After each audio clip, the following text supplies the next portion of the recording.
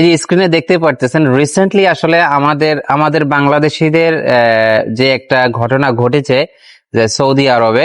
আমি এর আগেও এটা নিয়ে একটা ভিডিও তৈরি করেছিলাম, বা এরকম যারা কিডন্যাপিং করতেছে, তারপরে হচ্ছে অপহরণ করে মানুষকে নিয়ে মুক্তিপণ দাবি করছে। তো এগুলা নিয়ে আমি একটা ভিডিও তৈরি করছিলাম অনেক আগে, এটা প্রায় 1-1.5 মাস 2 মাস আগে হতে পারে। সো যাই হোক, যেটাই হোক না কেন, এখন দেখেন ভাই, বারবার বলি এটা আমাদের বাংলাদেশ না। আমরা যারা মিডল ইস্টে আছি বা বিভিন্ন দেশে আছি, আমাদের বাংলাদেশ না। ইউরোপেও আপনি অনেক ধরনের অন্যায় করে অনেক সময় হয়তো রেহাই পেয়ে যান ফাঁক ফোকর দিয়ে, কিন্তু এগুলো মিডল ইস্ট, যেগুলো আরব কান্ট্রি, যেখানে আপনার কোরআনী আইন চলে, কোরআনী শাসন চলে, এইখানে কিন্তু আপনি ফাজলামো করে বদমাশি করে কিন্তু আপনি পার পাবেন না। এটাই হচ্ছে তার প্রমাণ। যেখানে অনেকগুলা মানুষ, প্রায় সংখ্যাটা আমি ভুলে গেছি, তো অনেকগুলো আমাদের বাংলাদেশি মানুষ, যে এই যে তাদের যে মাথা কাটার যে একটা রায় ঘোষণা করলো সৌদি সরকার, এখন যে তাদের ফ্যামিলি, তাদের পরিবার, তারা বিদেশে আসছে, তারা একটা আশা নিয়ে কিন্তু সবাই বিদেশে পাড়ি জমাইছে একটা সময়, যে আমরা বিদেশে যাবো, নিজের নিজের ভবিষ্যৎটা চেঞ্জ করব, নিজের অর্থনৈতিক যে সচ্ছলতা মানে সচ্ছলতা আনার জন্য নিজেদের পরিবারে।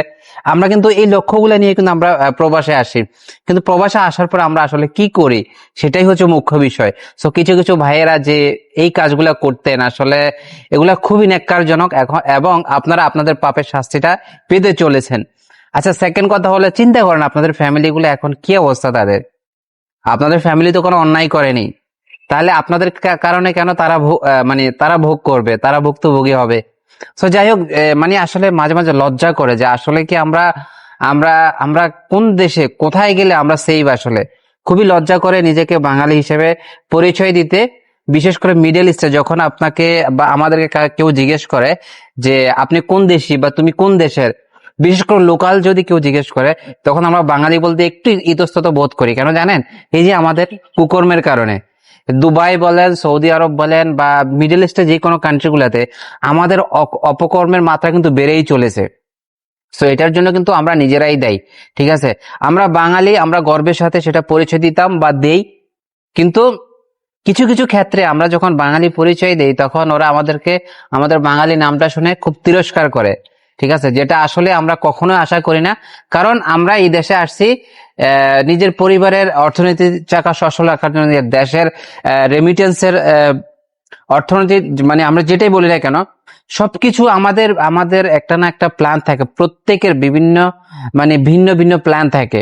কিন্তু আমরা কি করছি দিন শেষে, আসলে এই ফলাফলগুলা আমরা তো ভোগ করতে পারতেছি না। সর্বোপরি সকল প্রবাসীদের প্রতি একটা অনুরোধ থাকবে, প্লিজ আমাদের ভিসাগুলো বন্ধ করে রাখছে আমাদের কুকর্মের কারণে। দুবাই সরকার বলেন, আপনার সৌদি সরকার বলেন, সবাই কিন্তু আমাকে ভিসা দেয় না। আমাদের ভিসাগুলো না পাওয়ার একটাই কারণ, আমরা যে কুকর্মগুলো করি, এগুলো আমাদের ব্যাড রেকর্ড। সো আমরা চেষ্টা করেছি, আমরা প্রবাসে আসতেছি, আমরা আমাদের লক্ষ্যটা ঠিক রাখবো, লক্ষ্যটা ঠিক রেখে আমরা পরিশ্রম করব। আমাদের এখান থেকে সফল হতে বেশি সময় লাগে না। যে পরিশ্রমটা আমরা দেশে করি, এটা আমরা যদি বিদেশে করি,